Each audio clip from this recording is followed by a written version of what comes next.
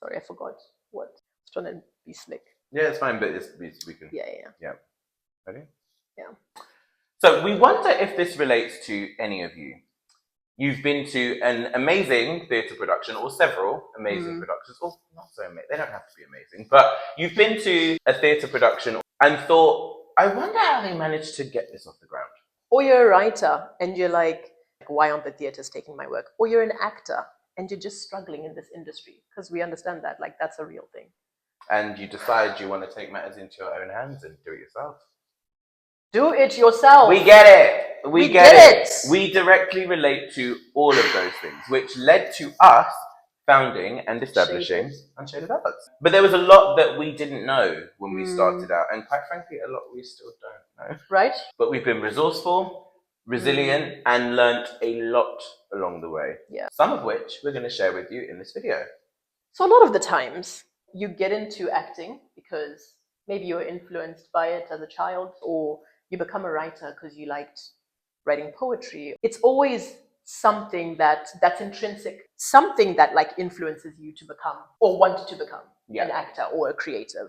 Like no one grows up saying, I want to become a producer. Like has anyone, please, actually, has anyone ever wanted? Cameron McIntosh apparently knew he wanted to be a theatre producer at 8 years old. Well, that's not me. I'm prepared to place a bet on a metaphorical bet because I'm not prepared to lose money. But most of us don't go into the arts to become producers. We get into the arts to become artists. Someone who needs to be hired by a producer or a producing house. Yeah. But for others, there's probably a curiosity for or a passion for theatre. People who are probably inspired enough to want to be in the arts, but maybe are too shy or quite frankly just not interested in being the face of things, so to speak. Like Sonia Friedman, who got into stage management. Yeah. And then also did other operational roles at the National Theatre before eventually going on to found her prolific company that everyone wants to work for, Sonia Friedman Productions. We would wager that for most people who decide that they want to be in the arts, producing is like the last thing you think of. It's really the last thing. It's certainly not the first. Oftentimes you build towards it because you learn about it through your exposure to theatre, and or you become fueled into doing it because you just can't find another way to get things going. Yeah. Let's take the story of Yvonne Brewster, Carmen Monroe, Mona Hammond, 3 Caribbean actresses who founded the now renowned Talawa Theatre Company. They realised they needed to be the driving force of a platform that represented actors like themselves. Very similar to why we started Unshaded Arts. I personally didn't have a desire to be a producer. Producing is long. It's a long thing. It's long. It is. I think that's why it's important to break it down a bit. What does a producer actually do? Having had the opportunity to be a producer within our company and also being a freelance producer in other companies, you really see why a producer is like so essential. And I would say a producer is so much responsible for the whole theatre production, like from its conception to like it being on the stage. A producer is responsible for the managerial side, they're responsible for the financial side, they're responsible for the strategic side. So there's so many aspects that a producer is responsible for, like they oversee the whole process of that show. Without a producer, you have nothing. They're the ones that actually put everything together. That part. It's like that saying, there's no show without business. Yeah. There is also no show without a producer. And a producer very much is the business end of a production. If we were to break down some of the things that producers do, from finding a piece of work, producers might commission pieces, or they may do script submissions. They don't necessarily write it themselves. Sometimes they might, because we've done that. But generally, producers will find a piece of work, however which way they find it. And they then think about, okay, how can you take that from the page to the stage? And there's so many ways in which you can find a venue, especially if you work at the level that we're at, which is mainly within the London Fringe Theatre scene or the UK Fringe Theatre scene. There's no real specific formula. You just reach out to a venue. And it might be that some will accept a show proposal. It might be that venues might have specific festivals. However which way you find a stage. The budget. That is one of the biggest things. By the way, none of this is really in order of when you do things. Yeah, because it's gonna be different. Like, per show. because sometimes a show will have a budget, so the producer at least doesn't have to worry about that, which is great. Like, that's music to a producer's ears, because at least now it's one less thing to worry about. Because I like to see a producer as an event planner, because essentially that's really what you are. Yeah. You know, because if that event doesn't go according to plan, it's the fault is on you. So that's where the strategy comes in, you know, negotiating those contracts. So if you are now like engaging a theater, how much does it cost? You know what I mean? What are they offering? Is it a box office split? Because you know it what costs. I mean? Because it Spoiler costs. alert, You know what I mean? So according to the budget, if you've got a budget of like £5,000 or whatever, you know, you have to make sure that everything is within budget. Sometimes you have to then look for the money. Sometimes the producer will have to, you know, is it. like, how are we going to practically put the show on? You almost sometimes should make two budgets. One which is like your dream budget, Yeah, and another which is your practical, what are you likely to be able to achieve budget. Reality check, I like to call it. Your reality check budget. This is why I say it's not in order, because you can either have a fixed budget, there's a certain amount of money, you know, you have it, you have to work within that, or you might have no money to start with. We've been in that position. You just have an idea and you have a platform. You can probably do a lot with a little. We've learned that as well. But things do cost. So budgeting and knowing exactly what the costs of your production are, and that can be from venue hire to paying your talent, actors, writers, directors, whoever is on the creative team, whoever is in the cast, paying for marketing, whether you hire a marketing company or do your own marketing, you still have to pay for design, flyers, posters. If you're a part of a theatre festival, you'd probably have to pay for registration to be a part of the festival. And one of the things that you might not know you need for a show is insurance.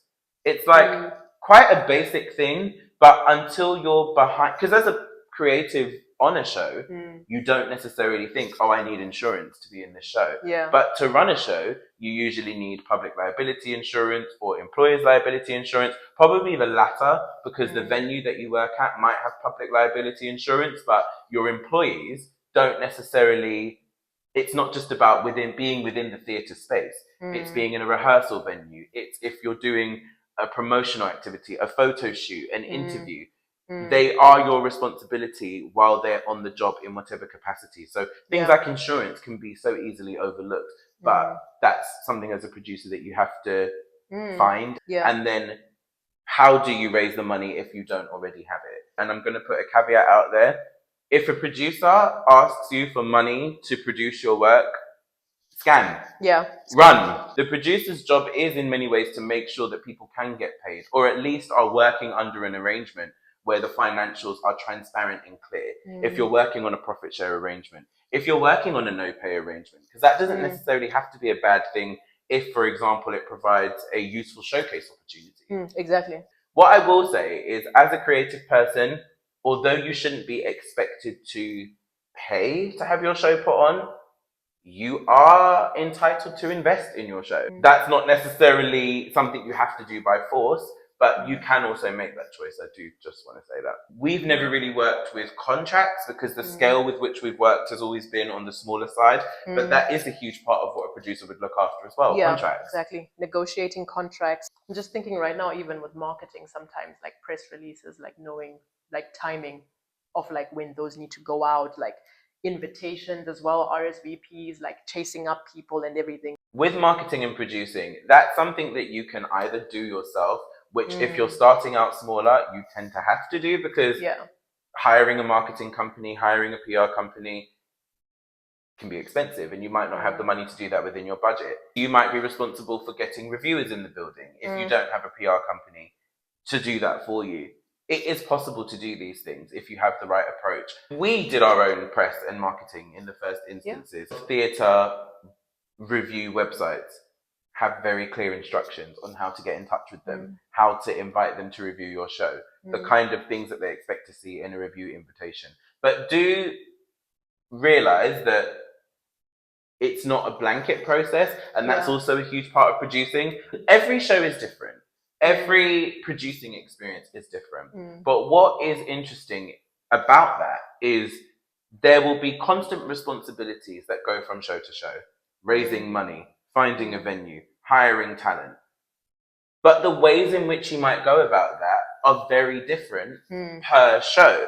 Exactly. Your fundraising campaign for one show might look completely different. An example I'll give is if you're new into your journey, you're probably going to rely on things like crowdfunders because you often don't get funding on your first try. So you have to try and raise the money another way. Whereas once you've built your profile, you may have investors on board. You may have better experience at applying for things like Arts Council funding or grants. You might be using your revenue to fund your shows moving forward. These are things that look different from show to show, but the responsibility of fundraising is always there.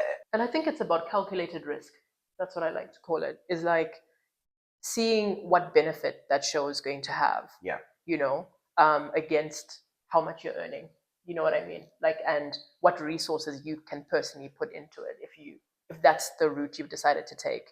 So I think it's about being wise. Obviously, you don't want to use up all of your resources towards a show, but you might have to use some of your resources. So it's like, you know, being able to see like, how much of this can I use? By resources, we do mean things like your own personal resources, your own money, because we've used our own money to put on our show. Sometimes you just have to, really. As much as it's quite tedious, I know it just sounds like, oh my gosh, it's a lot, especially to a creative. It's quite fun as well. Like, it can be, it's really rewarding.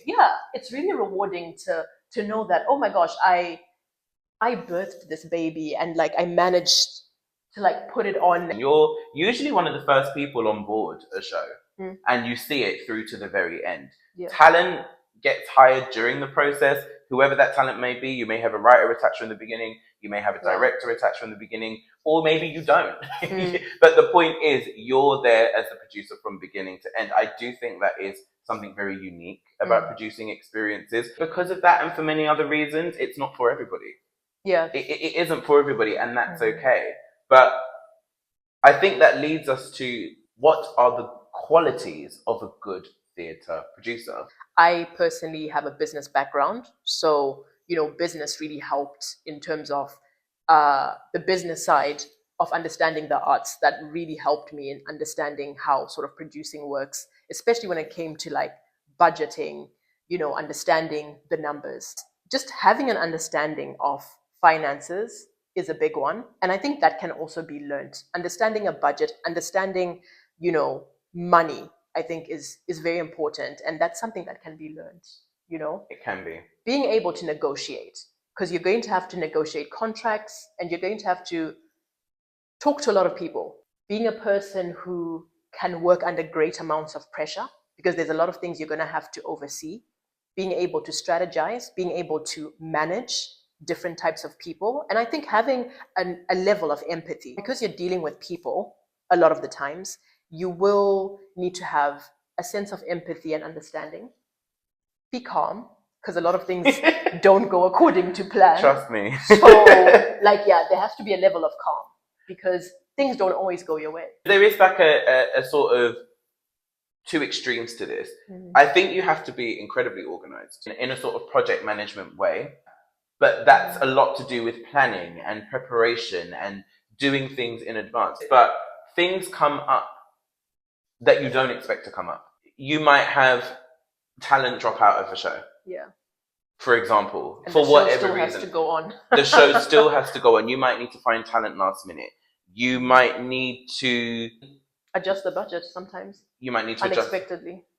It's a balance of being really planned and really prepared for what you know is coming, but then also being sharp and resourceful and solutions focused and calm when unexpected things happen. The thing about producing is it's a very difficult venture, but what you eventually learn is that producing is your power.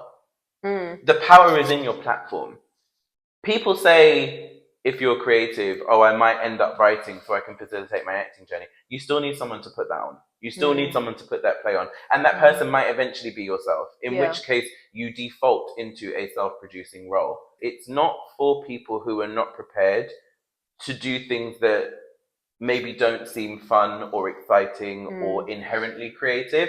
For some people, either it just doesn't come naturally or you're not prepared to learn about it. I do think it's very important to be honest with yourself about how much of that you are prepared to take on, because you may find during a project that it's just too much for you. Yeah. And that's okay, but it's important to be as prepared as possible going into a process. We have the background of being artists who became producers. We are still artists who produce. A lot of people either neglect the artistry because they find producing is very much their bag. Someone like Francesca Moody, who probably produced one of your favorite shows, Fleabag, Baby Reindeer, was reading an article about her, and she trained as an actor, but naturally fell into producing, long story short, and has eventually gone on and committed to that journey as a producer. Doesn't act anymore, even though she does say that she's like the understudy for her productions. I think that's a running joke. Sometimes there is a naivety with going into creating your own work. And I think it's because creating your own work is encouraged, and rightly so, but there is so much that comes with creating your own work that isn't fun, that isn't sexy, that isn't glamorous, and it isn't necessarily even validating on a day-to-day basis. There's a lot of things that you have to deal with that, quite frankly, are a little bit thankless. If I'm ever hired in a capacity where someone else is doing the producing, usually I'm like very grateful for the fact that someone is doing that work and giving me an opportunity and the whole production an opportunity to thrive and tell a story, as opposed to being the person who is basically steering the big wheel, because it's a huge responsibility. Yeah, it is huge. And I think this is where your community plays such a big part. Don't be an island. You know, the people close to you, the people that you trust, like your friends and your family members, you might be pleasantly surprised that what you actually need is closer than you think. I remember when we were putting on a show and I just needed to talk something out, and it was my auntie who I spoke to, who helped me to think of things in a different way, which stopped that block or that anxiety that I had at the time. So not everything is about leaning on professional people, but it doesn't hurt if you have a really amazing industry mentor. And I think where the benefit is for me, especially in situations where it feels thankless, what keeps me going is the why. Having that strong why, even in the moments where, you know, you're not acknowledged, or the moments where it feels like, okay, was this really worth it? It was, because of your why. Whatever your why is, it was worth it. So it's rewarding. It really is rewarding. Even if you don't see those rewards in that particular instance, trust me, when you look back, you will see the rewards. You really will. And I don't know, 6 or 7 years later, you might live to tell the tale. Exactly. That's all we have for you in this video. Do let us know in the comments if you found it helpful. Do let us know if you have any producing tips that we didn't cover that you'd like to share. Let us know. Open. Door is open. Thanks, guys. We will see you in the next one. Bye. Still haven't worked out these endings, but we're going to get there. Oh my gosh. Oh my gosh.